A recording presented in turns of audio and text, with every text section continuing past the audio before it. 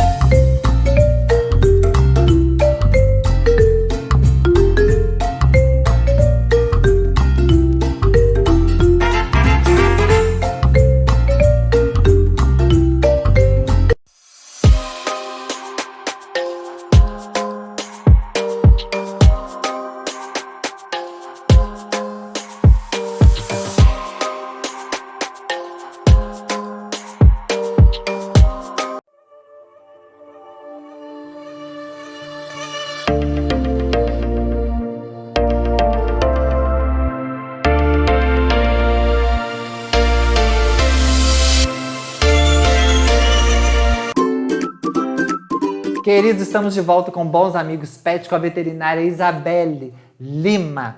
E ela está falando pra gente sobre os aparelhos de imagem portáteis. Elas fizeram mexer algum fio aqui. Nós estamos vendo que as cachorras estão me brincando com o gato, nós estamos aqui numa loucura. Elas estão felizes, gostaram da tia, né?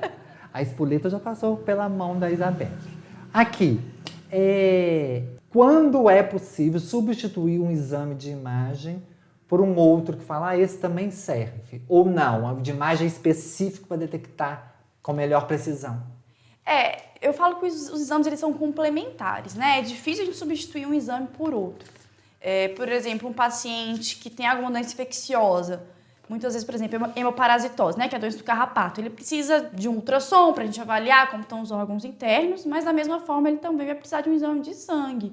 Então são exames que se complementam e ajudam a fechar o diagnóstico do paciente e dar o melhor prognóstico para ele, né?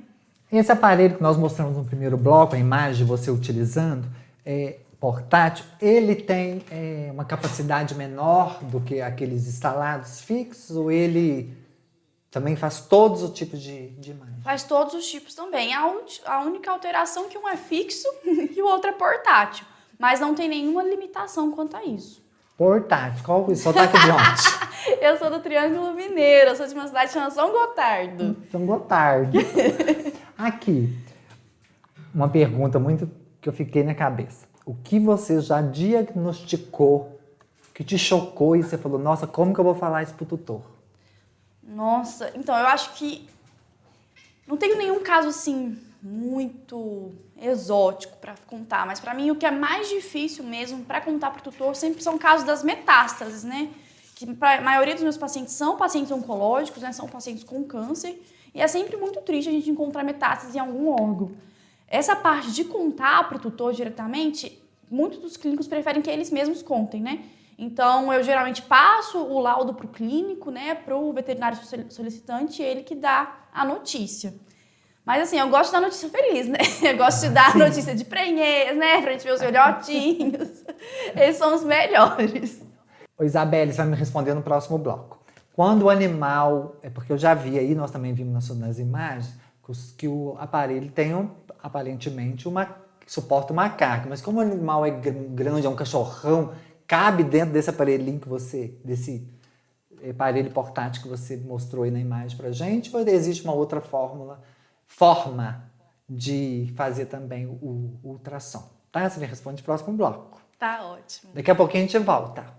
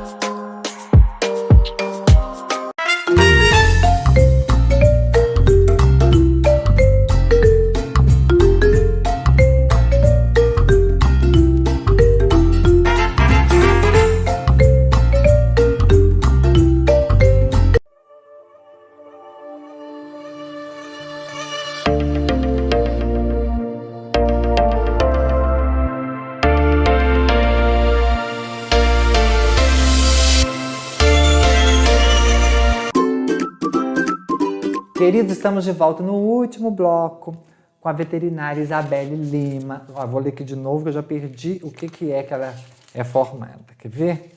Tem um nome bonitinho, grande. Imaginologista. E eu perguntei a ela se o animal for muito grande, porque exige uns cachorrões assim, né? Cabe ali dentro daquele aparelho que você mostrou pra gente no primeiro bloco? Sim, sim. Eu já fiz pacientes de quase 100 quilos, né? Nossa. Um dog alemão era enorme. O que altera pra gente é a probe, né? Que é aquela coisinha que a gente encosta no paciente. Quanto maior a nossa probe, quanto maior o nosso paciente, a gente precisa de uma probe que ela tenha uma frequência um pouco menor. Essa parte de frequência é uma coisa mais técnica. Sim. Mas isso equivale ao grau de penetração da onda sonora no paciente, que é a onda sonora que vai fazer a imagem. Então, eu tenho, por exemplo, 2 probes, né, que é uma menorzinha, redondinha, que a gente chama de microconvexa, e uma um pouco maior, que chama linear. A linear, ela é para pacientes menores, e essa microconvexa eu consigo usar em pacientes maiores. Então, a limitação é só mesmo quanto à probe, né? Mas como geralmente a maioria dos imaginologistas trabalham com 2 probes, então não tem muita limitação. E a gente que tem cachorro, que tem gato, qual que é a periodicidade que a gente deve procurar uma veterinária especializada como você? Ou só mesmo quando amanhã aparecer algum problema? Não, eu recomendo que os exames de imagem sejam feitos igual um exame de rotina, né? Então, como a gente faz o check-up anual nos nossos animais, que é o recomendado também é fazer o exame de ultrassom, né? O raio-x de tórax até pode deixar um pouco, quando o paciente estiver um pouco mais velhinho, né? Mais idoso. Mas o ultrassom é imprescindível fazer desde bebê, tá? Pelo menos uma vez por ano. Porque o paciente, né, o nosso cão e o gato, eles não falam com a gente, esse rim aqui tá doendo, tô com uma coisa esquisita. Então a gente pode diagnosticar precocemente muitas doenças que a gente não tá conseguindo ver. E é preciso sedação para eles ficarem lá daquele jeitinho, tranquilo? Não, a maioria a gente consegue fazer sem sedação. São poucos pacientes que a gente faz o uso sedativo, mas geralmente são pacientes ou que estão muito agitados, então a gente não consegue conter, ou paciente muito agressivo. Então a gente sempre preza pelo bem do paciente. Se ele for ficar melhor sedado, faz a sedação. Se não, a gente faz com ele acordadinho mesmo. Aí a sedação a gente chama o médico anestesiologista, né? O médico veterinário anestesiologista. E o que pode ser avaliado? O que é que normalmente se faz? Eu sei que você vai falar de bexiga, vai falar do rim, do baço. Isso. Tudo no exame, dá para olhar isso tudo? Ou quando você faz, olha, eu vou fazer só do baço. Aí você cobra para poder fazer só do baço. Não, na veterinária a gente sempre faz o abdômen completo, né? Na medicina humana ainda tem essa questão de fazer focado, né? A gente faz a ultrassom só de fígado, só de rim. Mas na veterinária é sempre completo, o abdômen completo. Então a gente olha tudo, intestino, fígado, rim, tudo que tem lá dentro. Isabela, olha, nosso tempo vai se esgotar. São assuntos tão importantes, gente. E eu tô deixando a rede social dela aqui, porque quem precisar do serviço dela pode solicitar por aqui. Eu conheci através da nossa querida amiga Luísa Pontes, que é veterinária e patrocinadora aqui do nosso canal, do nosso programa, que está fazendo um tratamento na minha querida espoleta, que já deitou aqui. Que a questão da espoleta é urinária. Isso. E aí você conseguiu ver nos últimos ultrassons que vem diminuindo a infecção, é isso? Isso. A espoleta no começo estava com a bexiga, né, bem espessa, né, a parede da bexiga bem espessa e irregular, e já está melhorando bastante com o tratamento instituído. Então, Isabela, muito obrigada por você ter vindo aqui hoje. Volte sempre, já vai ficar o convite aqui pronto. Quem sabe a gente tem muito mais assunto, com certeza tem, para discutir. A gente chama ela de volta aqui, para vocês não perderem nada, tá? Venha sempre. Muito obrigada, Brenda, pelo convite. Vou voltar, gente, com certeza. Tá vendo? Ela já gostou de vir só, já ficou por aqui. Então ela tem que fazer parte do nosso canal, não é isso? Até a semana que vem, gente. Beijo!